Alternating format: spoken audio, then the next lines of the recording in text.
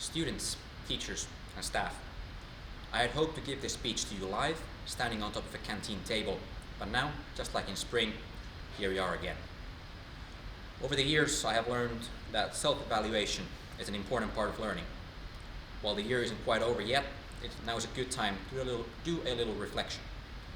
The year began with a bang in the student union election. After long marketing speeches, I said a couple of encouraging swear words to myself and walked on stage. I was insecure and tense. I said that I was hoping to get the position of chairman, but I didn't quite fully believe in myself. I didn't think that I was popular, I didn't have a large group of friends, and by no means could I be what I imagined the previous people in the student council were. After the election panel began, I started to tense up even more.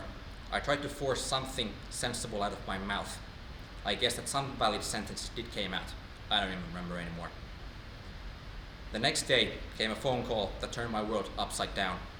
Mr. Sampo Rai called and had announced that I had gotten the most votes. I had won the election. I had to convince myself that the moment was real. The information was a big surprise. All this faith and trust in me was completely new. I humbly accepted the position. Right then started a new chapter in my life. The student council brought with it a new life, which then only lasted for a few months. No one could have believed what kind of mess this year would become. In February, the dances were danced and the penkkarit were completed in a perfectly normal manner. During the holiday, things still seemed to be under control. My mom did force me to wear gloves on the London Underground. It didn't seem like such a big deal then. But after the holiday, there were already signs of worse times. The coronavirus eventually ended up in Finland and began to spread rapidly. On March 13th, which stylishly happened to be Friday, came what everyone feared. Distance learning began. At first, I thought that was going to be awesome. I could wake up 5 minutes before class starts and go to school in my own chair near my computer and my fridge. I enjoyed the first month to the fullest. I stuck firmly to the idea that I would easily last until June. However, when we got to May, the winds were starting to change. The longing back to Etis began to grow. Studying came home with me, but old acquaintances, new friends, teachers, and above all, the spirit of Etis were left here in the school building. We got through distance learning with honor. Next, there was a summer vacation, which brought something new again. It was time for the matriculation exams. Books were read, word lists were memorized, and practice tests were taken. At the same time, we again received a great dose of distance learning. By then, it already felt easy, and it was nothing compared to spring. The exams came and went, after which we reached the worst part, the waiting phase. After the torturous weeks came another day, which I will remember forever. As the results came in, the spirit of Etis raised its head again. In addition to letters and points, people were also asking a really important question. How are you feeling? Are you happy?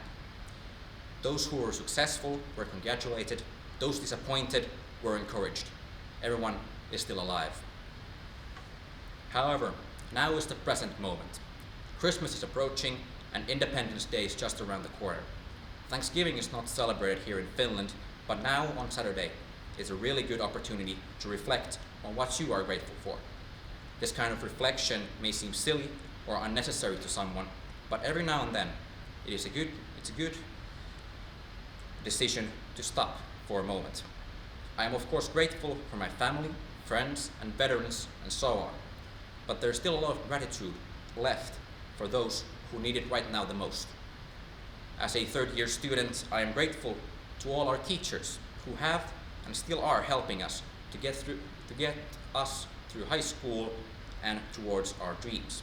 And also, as a Finnish citizen, I am grateful to all who have done their best against this pandemic. Returning to the metaphor of self-assessment, what have we learned? Although the year has been difficult, I could say that this has been the best of my life so far. The job as chairman of student council has given me something new in my life, as well as an opportunity to explore myself and the world from a new perspective.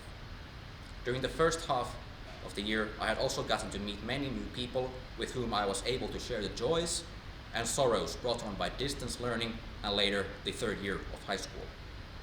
In conclusion, my message to everyone, especially first-year students: if you feel like you haven't found your own group, then don't be disappointed. As long as you are bravely involved in everything, your own circle will develop.